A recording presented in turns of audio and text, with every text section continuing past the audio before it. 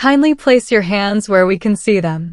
The officers' voices thundered through the sealed banquet hall like gunshots ricocheting off marble walls. The chandeliers above us trembled, their crystal tears catching the harsh fluorescent light that suddenly flooded our formal gathering. Every metal in that room glinted like tiny accusations, every uniform turned toward me, the officer they'd once saluted with crisp precision and unwavering respect.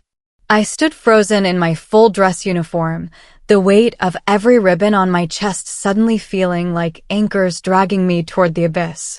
2 MPs leveled their rifles at my heart, their hands steady, their eyes cold. These were men I'd served alongside, men whose lives I'd saved in operations they'd never even know about. And now they pointed weapons at me like I was some common terrorist. My Admiral, my own commanding officer, the man I'd followed into hell and back, stepped forward through the crowd like a predator savoring the moment before the kill. His smirk sliced through the suffocating silence, sharp enough to draw blood from the very air between us. His eyes gleamed with a satisfaction so pure, so intoxicating, that I could taste his triumph on my own tongue. "I turned you in," he said, each word dropping from his lips like venom from a snake's fang. He savored every syllable, rolling them around his mouth like fine wine before spitting them at my feet. "No one defies me and walks free." The crowd gasped. A collective intake of breath that sucked all the oxygen from the room. But my pulse didn't race. No, something strange happened in that moment. My heartbeat slowed, each thump echoing in my ears like a war drum calling warriors to battle. My vision sharpened. My breathing steadied. Because the man who thought he destroyed me, who believed he held my fate in his manicured hands, had just triggered an operation he couldn't even pronounce. He didn't know who I was really working for. He had no idea what he'd just awakened. The fool thought he was ending my career. Instead, he'd just signed his own death warrant. But to understand how we reached that moment, that beautiful, terrible moment when justice finally showed her face, you need to know what came before. You need to feel the weight of every insult, every dismissal, every moment when I had to bite my tongue until it bled just to keep my cover intact.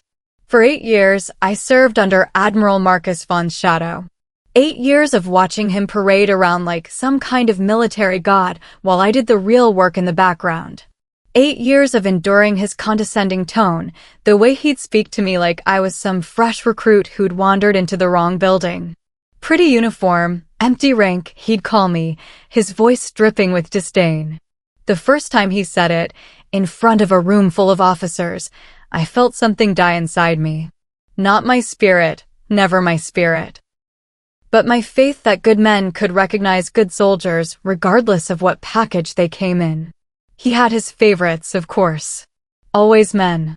Always officers who laughed at his crude jokes and nodded at his tactical suggestions like he was some kind of military genius instead of a political climber who'd spent more time kissing ass than kicking it. They'd gather around his desk like disciples at the feet of their master, hanging on every word while I sat in the corner, invisible. When I'd present tactical analysis, hours of careful intelligence gathering, satellite reconnaissance, threat assessment, he'd wave it away with a dismissive hand. Lucky guesses, he'd mutter, not even looking at the reports. Educated guesses at best. But when those same lucky guesses saved lives, prevented disasters, turned the tide of operations, he never gave credit. Never acknowledged that maybe, just maybe, the woman he'd written off as decorative might actually know what she was doing. I remember one particular mission briefing where I'd identified a critical vulnerability in enemy defenses. I'd spent 3 sleepless nights cross-referencing intelligence reports, studying satellite imagery until my eyes burned, building a tactical approach that could save dozens of American lives. When I presented it, he barely glanced at the materials. "Interesting theory," he said, his voice flat and bored. "But I think we'll stick with conventional approaches. We can't risk American lives on hunches." My hunches. 8 years of training, 5 years of field experience. a master's degree in strategic intelligence, and he called my analysis hunches. The worst part? I had to sit there and take it. Had to smile and nod and say, "Yes, sir," while every fiber of my being screamed for justice. Because my real mission required silence. My actual orders demanded that I appear weak, compliant, forgettable. Every time I followed his orders that were often tactically inferior to my recommendations, he thought I was weak. He saw my compliance as submission, my silence as stupidity. He never knew I was the one actually authorizing the operations that mattered.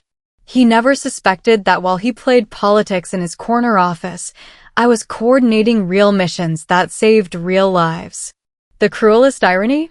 Every success he claimed, every medal he pinned to his chest, every promotion that elevated him higher in the command structure, half of them were built on intelligence I'd provided, operations I'd planned, threats I'd neutralized.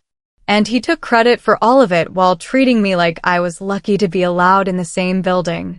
You see, Admiral Vaughn saw what I needed him to see.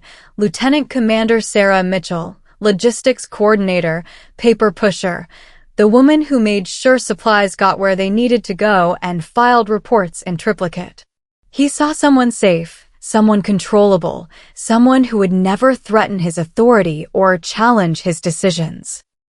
What he didn't see was the truth. What he couldn't see, because his security clearance wasn't high enough, was that my apparent logistics position was nothing more than an elaborate front for something much more dangerous. I wasn't just a SEAL officer. I was a classified intelligence commander operating under direct Pentagon authorization, with a security clearance that made his look like a hall pass. While he thought I was counting ammunition and tracking supply chains, I was actually coordinating satellite surveillance across 3 continents, authorizing drone strikes, and controlling assets that he didn't even know existed. My paperwork wasn't requisition forms and inventory reports. It was real-time intelligence analysis, mission parameters for operations so classified that they didn't have names, only numbers. While he sat in his office making political calls and planning his next career move, I was in a blue-lit command room 3 levels underground, surrounded by screens that flickered with coordinates of targets he'd never hear about. The encrypted radio on my desk, the one he probably assumed was for coordinating supply drops, hummed with reports from operatives in countries we weren't supposed to have operatives in. The files locked in my safe contained intelligence that could topple governments or prevent wars, depending on how it was used. Every morning, I'd sit at my desk and review overnight reports from 6 active strike teams operating across the globe.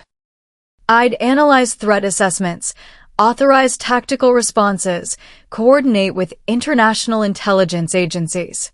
And then Admiral Vaughn would walk by and ask if I'd finished processing the lunch orders for the upcoming training exercise. The beautiful, terrible irony of it all was that he outranked me in the traditional military hierarchy, but in the shadow world where real decisions got made, where actual threats were neutralized, where the future of American security was decided, I was his superior in every way that mattered. He commanded one base. I controlled operations that spanned continents. He saw a woman behind a desk, shuffling papers and answering phones. He didn't know that desk was a command center that could rain hellfire from the sky or deploy special operations teams anywhere on the planet within 6 hours. But the beautiful thing about deep cover operations is that they require perfect patience. You have to let people underestimate you. You have to endure their contempt, their dismissal, their casual cruelty, because the moment you reveal what you really are, you lose the most powerful weapon in your arsenal, the element of surprise. So I let him think I was weak. I let him believe his own narrative about my incompetence. I let him build his house of arrogance on a foundation of lies, never knowing that I was the earthquake that would eventually bring it all crashing down. The beginning of the end started with a simple mistake. My mistake, though I'll never know if it was truly accidental or if some part of me was finally tired of living in the shadows. I'd been working late, as usual, analyzing intelligence reports from our teams in Eastern Europe. The situation was developing rapidly, and I needed to authorize a tactical response before the window of opportunity closed. In my haste to secure the files before heading home, I left one document unsealed, a red-stamped folder marked Eyes Only, Cosmic Clearance. Admiral Vaughn found it the next morning while doing his usual inspection of my workspace. In his mind, I'm sure he thought he was being thorough, checking up on his subordinates' work. In reality, he was stumbling into a classified operation so far above his security level that simply seeing the folder's existence was a federal crime. But arrogance has a way of blinding people to their own limitations. Instead of recognizing that he was looking at something he had no business seeing, he convinced himself that he'd uncovered proof of my incompetence, or worse, evidence of treason. The document detailed Operation Nightfall, a multi-phase intelligence operation targeting enemy networks across 3 countries. To someone with proper clearance, it was clearly a sanctioned mission with appropriate authorizations. To someone like Admiral Vaughn, seeing only fragments and lacking context, it looked like I was conducting unauthorized communications with foreign entities. He didn't just report his concerns through proper channels. No, that wouldn't have satisfied his ego or fed his need for dramatic vindication. Instead, he made copies, a violation of federal law right there, and began shopping his discovery to anyone who would listen. He called the Provost Marshal. He contacted the Naval Criminal Investigative Service. He reached out to the Department of Defense Inspector General. Each time, he presented himself as a patriotic officer who'd uncovered a traitor in their midst, a hero exposing corruption at great personal risk. The beautiful, damning irony was that in his rush to destroy me, he was committing the very crimes he accused me of. By copying and distributing classified materials he had no authorization to see, by breaching security protocols he'd sworn to uphold, by leaking operational details to unauthorized personnel, he was violating every principle he claimed to defend. But the most fatal mistake, the one that would ultimately destroy him, was that he leaked my identity. In his communications with various agencies trying to build his case against me, he revealed that Lieutenant Commander Sarah Mitchell was involved in classified operations. He didn't know what those operations were, didn't understand their scope or importance, but he spread my name across official channels like wildfire. What he didn't realize was that exposing a deep-cover intelligence officer isn't just career suicide. It's a federal crime with consequences that extend far beyond military justice. When you compromise someone's cover, you don't just endanger one person. You endanger every operation they've touched, every asset they've handled, every mission they've authorized. He thought he was filing a complaint against an incompetent subordinate. Instead, he just triggered a national security investigation with himself as the primary target. The moment his accusations landed on the right desk, the desk of someone with actual oversight of my operations, alarms started ringing in places Admiral Vaughn didn't even know existed. Within hours, his communications were being monitored, his access was being restricted, and a very different kind of investigation was beginning. He didn't just accuse me of treason. He broke federal clearance barriers he didn't even understand, violated security protocols he'd never been briefed on, and compromised operations he didn't have the clearance to know about. In his mind, he was the hero of the story, the brave officer exposing corruption and protecting national security. In reality, he just painted a target on his own back and handed me the perfect opportunity to end the charade once and for all. The call came at 0347 hours. I was already awake. You don't sleep well when you know someone's trying to destroy your life, but the sound of my encrypted phone cut through the pre-dawn darkness like a blade. Mitchell. My voice was steady, professional, though my heart was hammering against my ribs. Stand by for General Price. General James Price. Pentagon. My actual commanding officer, the man who'd recruited me for this assignment 8 years ago. The man who knew exactly what I was and why I was there. Commander. His voice was granite steady, but I could hear the controlled fury underneath. We have a situation. Yes, sir. I'm aware. Admiral Vaughn has made serious allegations. He's also committed several federal crimes in the process of making them. A pause. I can make this go away quietly. Reassign you, transfer him, classify the whole affair, and let everyone pretend it never happened. I closed my eyes, feeling the weight of 8 years of humiliation, 8 years of biting my tongue, 8 years of watching an incompetent fool take credit for my work while treating me like garbage. No, sir. Commander. No, sir. Let him make his move. He wants to destroy me in public? Let him. I'll meet him there. Another pause. Longer this time. You're sure about this, Mitchell? Once we go down this road, there's no coming back. Your cover will be blown permanently. I thought about every sneer, every dismissive comment, every moment when I'd had to swallow my pride and pretend to be less than I was. I thought about all the other women in the military who'd faced the same contempt, the same dismissal, the same casual cruelty from men who couldn't see past their own prejudices. I'm sure, sir. It's time. Very well. What do you need? Authorization for Project Iron Veil. I could almost hear him smile through the phone. Consider it authorized. You have full operational control. Project Iron Veil.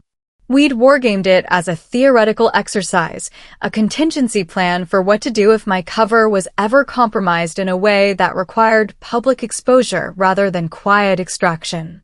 The objective was elegant in its simplicity: expose the Admiral's abuse of authority on his stage, in front of his peers, using his own actions against him. The beautiful thing about Admiral Vaughn was that his arrogance made him predictable. I knew exactly how he'd play this. He'd want maximum visibility, maximum humiliation for me, maximum glory for himself. He'd choose the most public venue possible to make his accusations, surrounded by as many witnesses as he could gather. The annual sealed banquet was perfect. Every senior officer in the region would be there, along with local politicians, defense contractors, and media representatives. It was his chance to be the hero of his own story, the brave commander who'd exposed a traitor in their midst. What he didn't know was that I was counting on it. Over the next 72 hours, I prepared for the operation with the same methodical precision I'd use for any classified mission. I coordinated with my real team, the one Admiral Vaughn didn't know existed. I prepared evidence packages, legal documentation, and operational orders. I reviewed every detail of his accusations, every procedural violation he'd committed, every federal crime he'd stumbled into in his rush to destroy me. The irony was delicious. For 8 years, he'd forced me to follow his orders, to defer to his authority, to play the role of the subordinate officer. Now, for the first time, I was giving him orders, and he didn't even know it. By leaking my identity and compromising classified operations, he'd triggered protocols that gave me complete operational control over his fate. Every move he made, every accusation he prepared, every detail of his planned public humiliation was exactly what I needed him to do.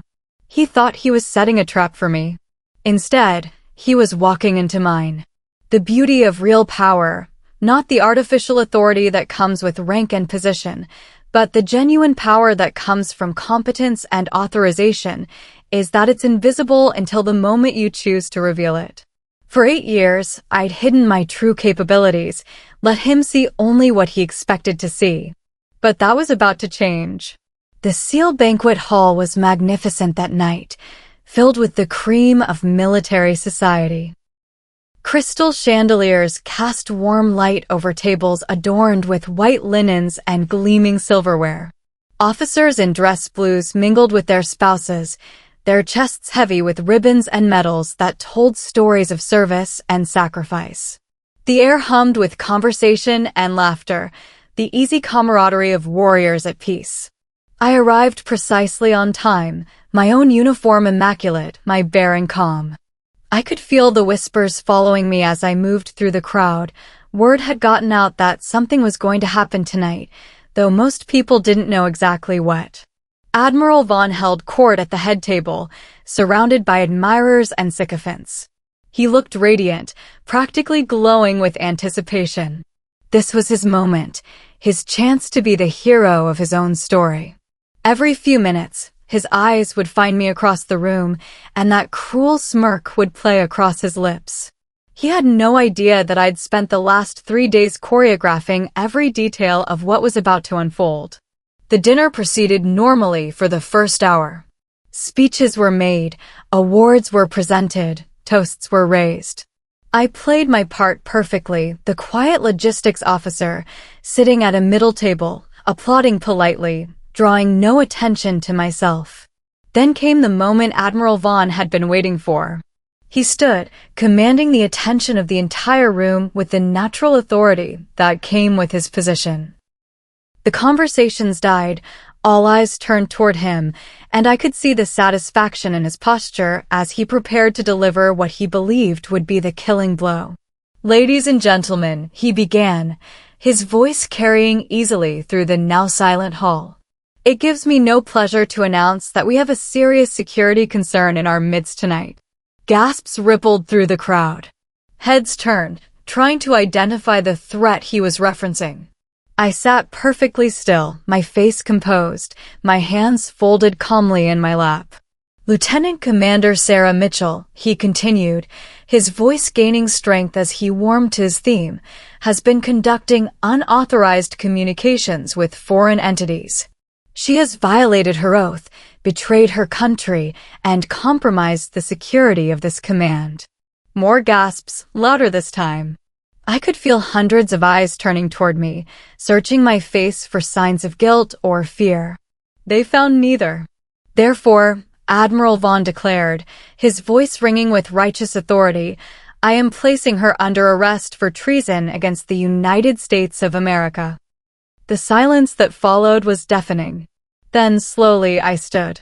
Every eye in the room was on me now. Some faces showed shock, others confusion. A few reflected the cruel satisfaction of those who'd always doubted whether a woman belonged in their exclusive club.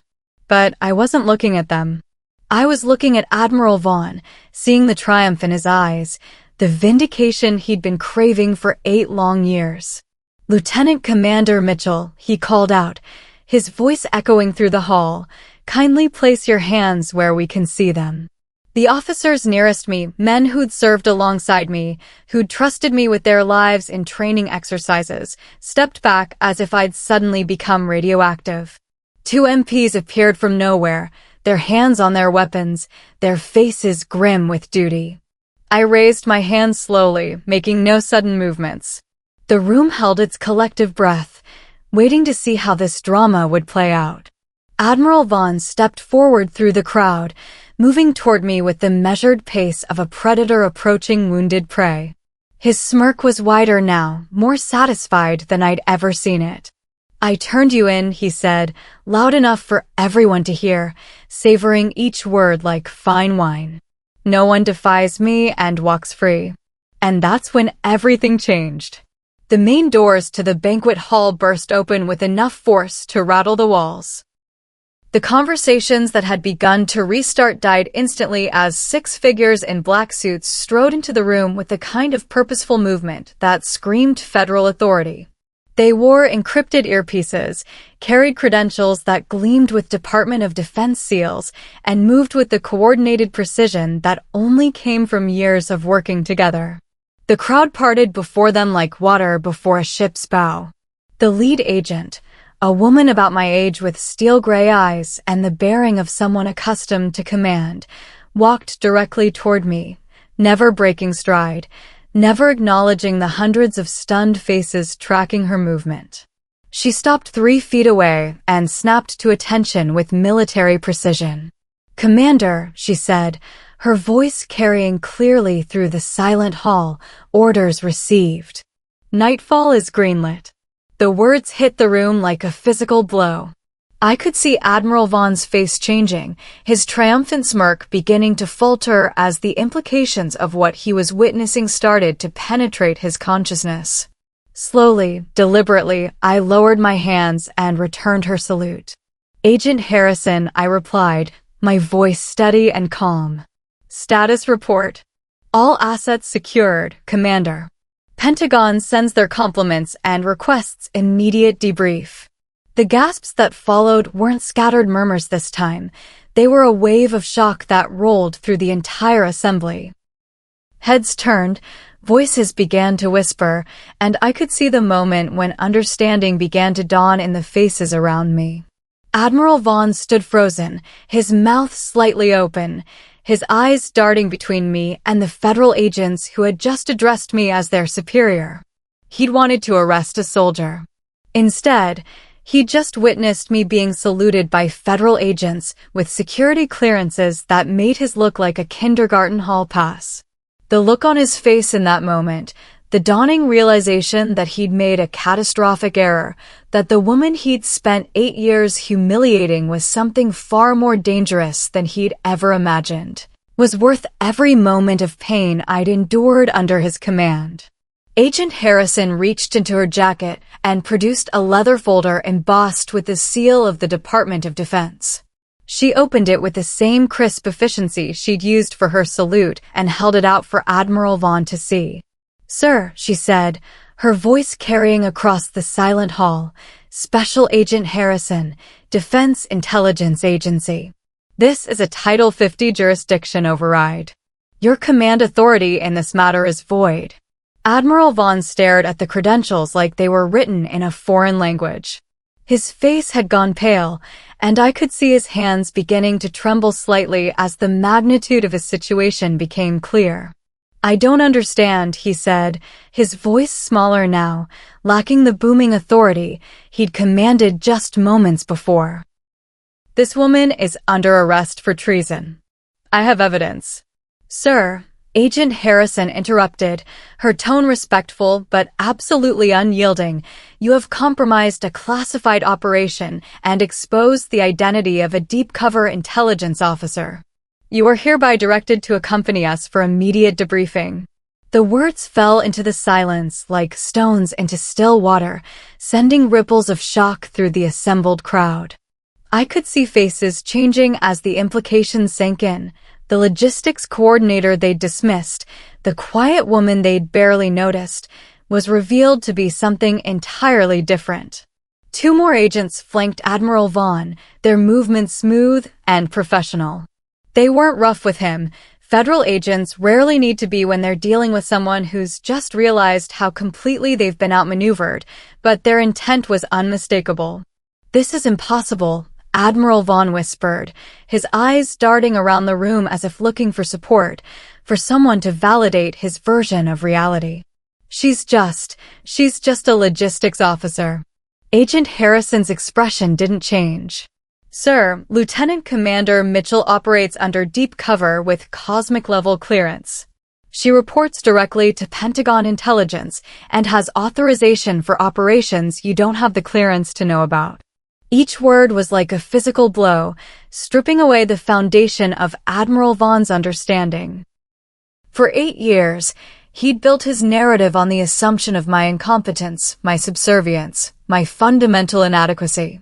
Now that narrative was crumbling, and he was discovering that the woman he'd spent nearly a decade humiliating had been his superior in ways he'd never even conceived. The MPs who had been prepared to arrest me stood uncertain, their training at war with the rapidly changing situation. These were good soldiers who'd followed Admiral Vaughn's orders without question, but now those very orders were being contradicted by federal agents with credentials they couldn't argue with. "Officers," Agent Harrison addressed them directly, "your admiral exceeded his authority. Stand down." It was beautiful, in its way, watching the structure of power that Admiral Vaughn had built his identity around simply dissolve. The same MPs who had pointed their weapons at me on his command now stepped back, their allegiance shifting to the higher authority that had just made itself known. Admiral Vaughn looked around desperately, seeking some anchor in the chaos that had suddenly consumed his carefully ordered world. His eyes found mine, and for the first time in 8 years, I saw something other than contempt or dismissal in his gaze. I saw fear. "You," he whispered, his voice barely audible. "You set this up." I stepped forward, moving slowly, deliberately, letting him feel the full weight of this reversal. When I spoke, my voice was calm, professional, the voice of someone accustomed to command. "No, Admiral. You set this up. Every action you've taken over the past 72 hours has been in violation of federal security statutes. You compromised classified operations, leaked the identity of a deep cover officer, and distributed materials you had no authorization to see." I could see him trying to process this, trying to find some way to maintain his version of events where he was the hero and I was the villain. "But the evidence," he started. "The evidence," I continued, my voice growing stronger, "shows that you violated the same security protocols you accused me of breaking. You committed the very crimes you tried to pin on me.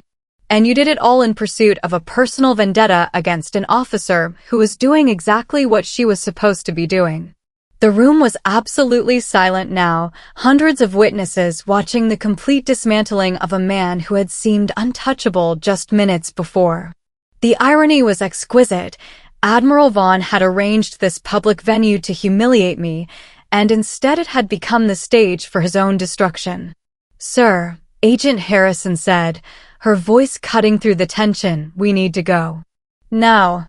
As they began to escort him toward the doors, Admiral Vaughn made one last desperate attempt to salvage his dignity. "She's lying," he called out to the room, his voice cracking with desperation. "I've served this country for 25 years. I've earned my rank, my position, my authority."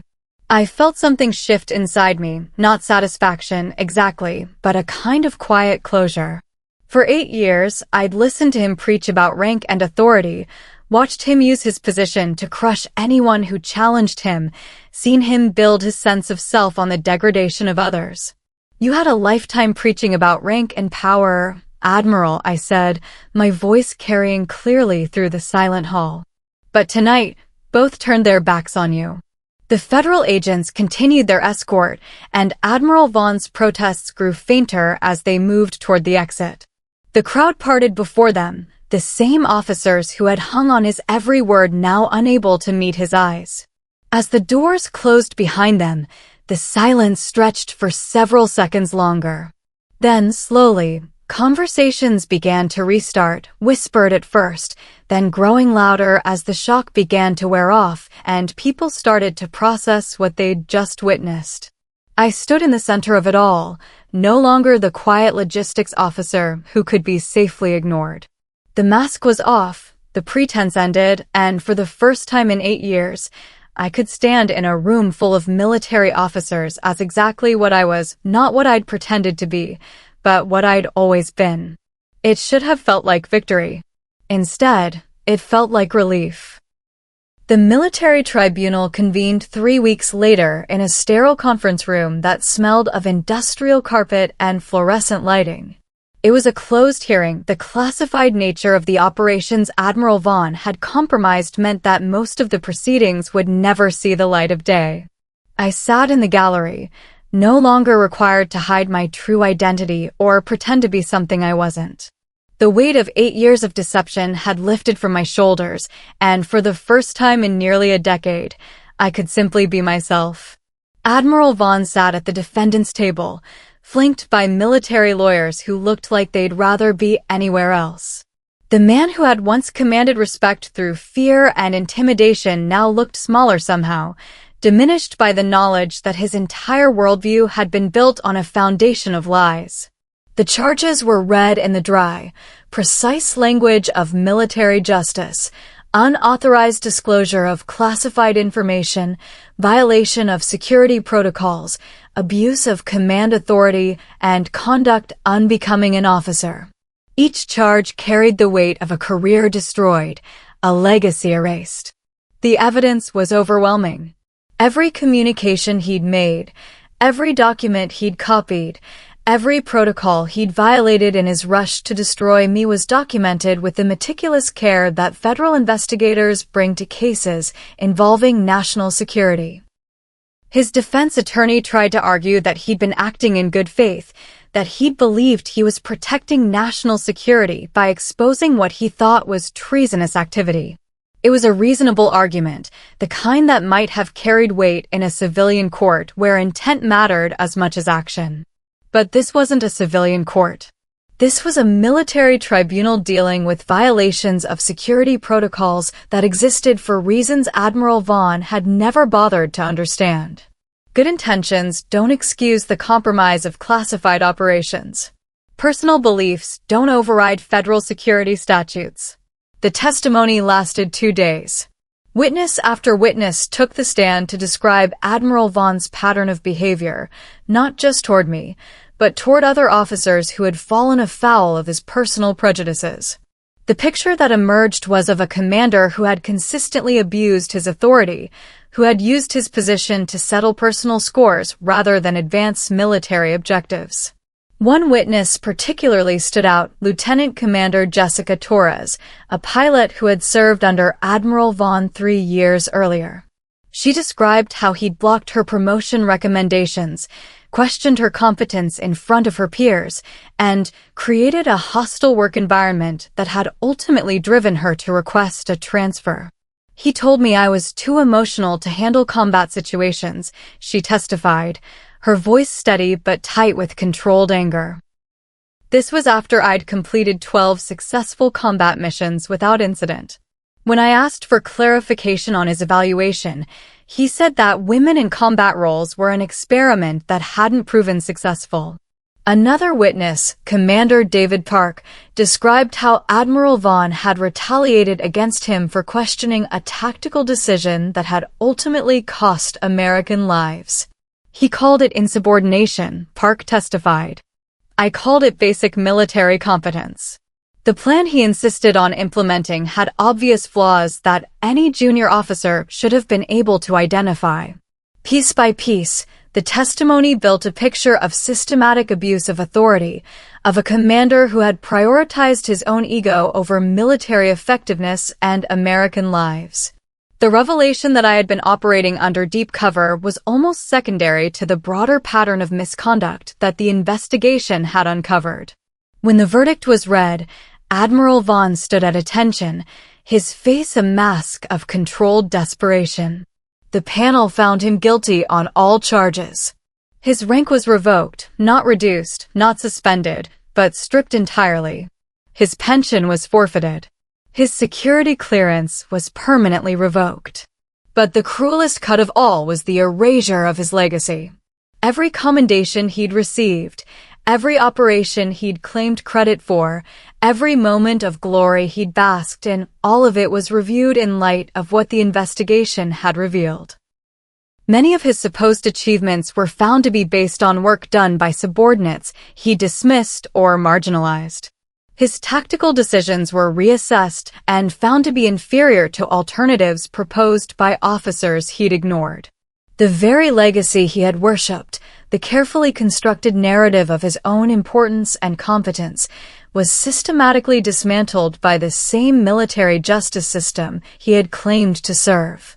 As the tribunal concluded, I watched him being led away, no longer an admiral, no longer even an officer. Just a man who had spent 25 years building his sense of self on the degradation of others, only to discover that when power is built on abuse rather than competence, it ultimately consumes itself. For once, he faced what he had always denied, accountability. The irony was perfect. He'd spent his career preaching about the importance of military justice, about the necessity of holding people accountable for their actions. In the end, that same system had held him accountable for his. That night, I sat alone in my quarters, staring out the window at the base that had been my prison for 8 years. The tribunal was over, the justice served, the truth finally revealed. Admiral Vaughn was gone, his career destroyed, his legacy erased. I should have felt vindicated. I should have felt the sweet satisfaction of revenge, the intoxicating rush of watching an enemy brought low by their own actions. Instead, I felt empty, not hollow. I wasn't broken or damaged by what I'd endured. But the anger that had sustained me through 8 years of humiliation, the fury that had kept me focused during the darkest moments of my assignment, had simply dissipated. I didn't celebrate his downfall because celebrating would have made me something I didn't want to become. Admiral Vaughn had built his sense of self on the degradation of others, had found satisfaction in their pain and humiliation. I refused to become that person, even toward him. What I felt instead was relief, profound, overwhelming relief at finally being able to breathe freely. For 8 years, I'd carried the weight of deception, had been forced to hide my true capabilities, my real value, my actual contributions. The burden of that pretense, of constantly diminishing myself to maintain my cover, had been heavier than I'd realized. Now, for the first time since accepting this assignment, I could walk into a room as exactly what I was.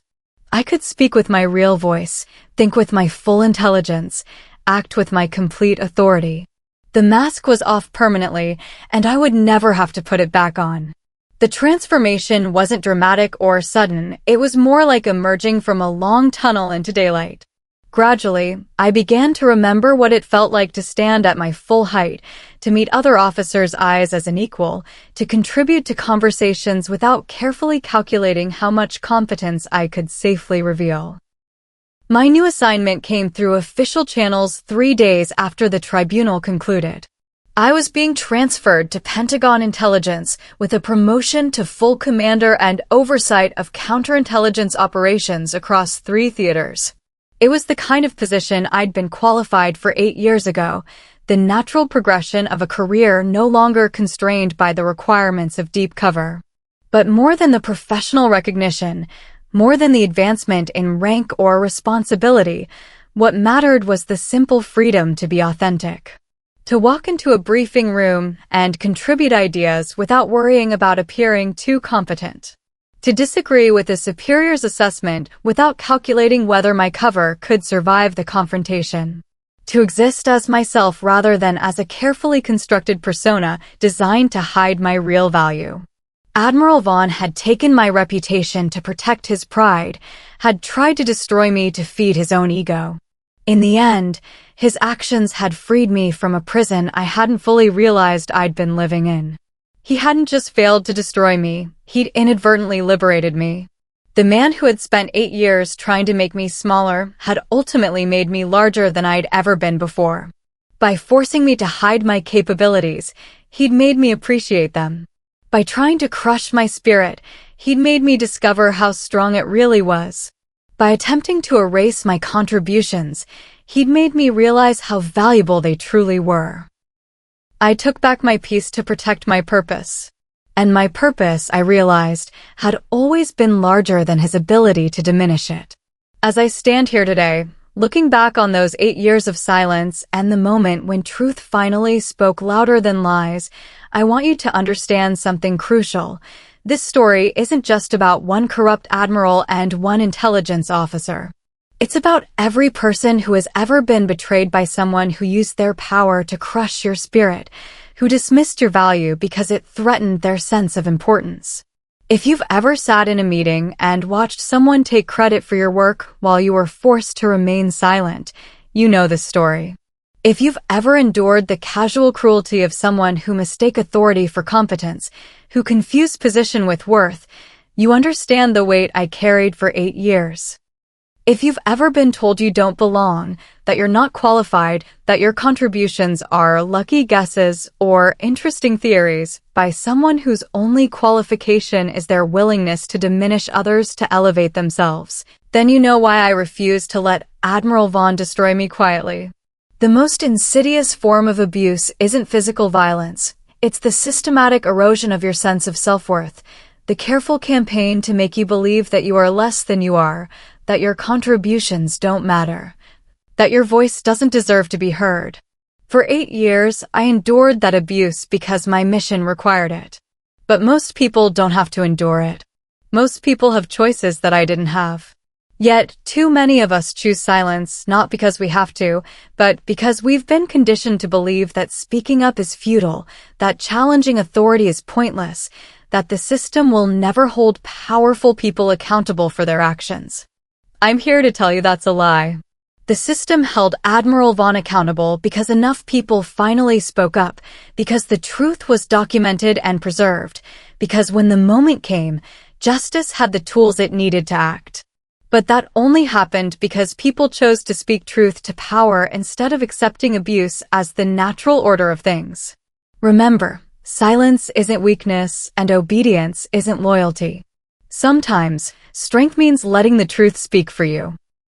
Sometimes, the most patriotic thing you can do is refuse to enable corruption just because it wears a uniform or carries impressive credentials. Admiral Vaughn counted on my silence, depended on my compliance, built his sense of security on my willingness to endure his contempt without consequences. He never imagined that the woman he dismissed as harmless was actually gathering evidence, documenting abuses, and waiting for the right moment to let the truth loose. Your silence protects abusers. Your voice protects future victims.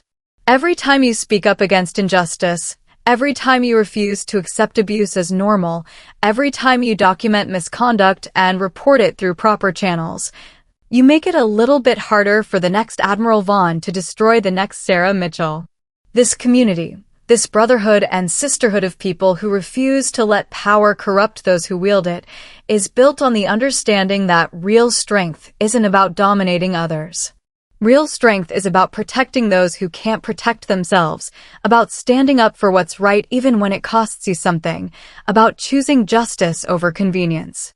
In the end, Admiral Vaughn's downfall wasn't caused by some elaborate revenge plot or complex military operation. It was caused by his own actions, his own choices, his own inability to recognize that the power he worshipped was built on nothing more substantial than other people's willingness to accept his authority. The moment that willingness ended, the moment the truth became more powerful than his position, his entire world collapsed. Not because I destroyed him, but because he had never built anything real in the first place. That's the lesson here. The truth that cuts deeper than rank or position or authority. Real power comes from competence, integrity, and the respect of people who know your true value. Everything else is just borrowed authority that can be revoked the moment people stop believing in it. If you've survived betrayal, if you've endured abuse of power, if you've ever been forced to hide your light under a bushel to protect yourself from someone else's insecurity, remember that your worth isn't determined by their opinion of you. Your value isn't diminished by their attempt to dismiss you. Your strength isn't weakened by their effort to break you. In this community, we don't just survive betrayal, we redefine it. We transform our pain into purpose, our silence into strength, our hidden worth into public service. We are the people who refuse to let power go unchecked, who document abuse and report corruption, who speak for those who cannot speak for themselves. We are the people who understand that sometimes the most important battle isn't against foreign enemies, it's against the enemies within our own ranks who use their authority to serve themselves rather than their country. And when the moment comes, when truth finally has its day in court, when justice finally has the evidence it needs, when the light finally shines into the dark corners where abuse has been hiding, we are the people who stand up and let the truth speak for us. Because in the end, that's all it takes to defeat people like Admiral Vaughn. The truth, spoken clearly and without fear, backed by evidence and supported by people who refuse to let injustice go unchallenged. The truth is patient, but it is also inevitable. And when it finally arrives, it doesn't whisper, it thunders. Tell me where you're watching from and share your story. Because in this community, we don't just survive betrayal, we redefine it. We transform our pain into purpose, and we ensure that our silence never again protects those who would abuse their power. Your story matters. Your truth matters. Your voice matters. And together, we make sure that the next person who thinks they can crush someone's spirit just because they have the authority to do so learns the same lesson Admiral Vaughn learned. Real power doesn't come from position. It comes from the people who refuse to let you abuse that position. Justice may be blind, but it is never silent when good people find the courage to speak.